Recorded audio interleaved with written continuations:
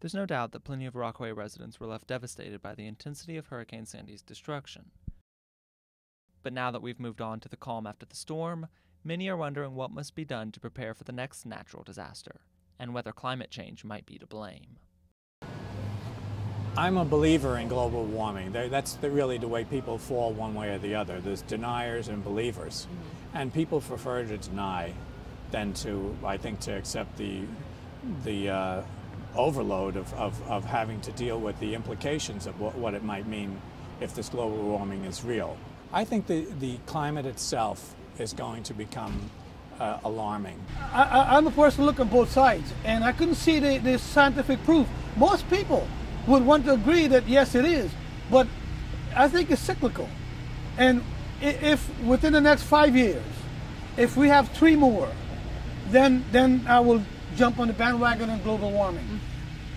You know, way before we came on the planet or whatever, they used to have hurricanes, but there wasn't so much damage because there wasn't so many housing and edifices standing.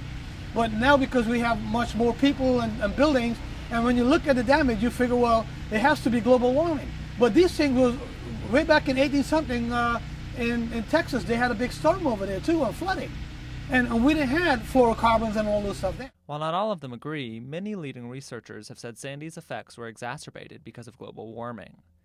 Jonathan Foley is the director of the University of Maryland's Institute on the Environment. Foley told Bloomberg Businessweek that Sandy was fueled by many factors and climate change is a major one. Leona Bodycomb has been organizing volunteer cleanup efforts in the Rockaways. She agrees global warming is a factor, but she says it's hard to know how to prepare for the next disaster. I don't know for prevention. I mean, I think obviously there's an issue of planning and, you know, seawalls or how far back things are. I mean, so much of this island has been destroyed that it's going to have to be rebuilt, and I think the biggest thing is going to be deciding how to rebuild it and not rebuilding it the same way, because obviously it's not going to work.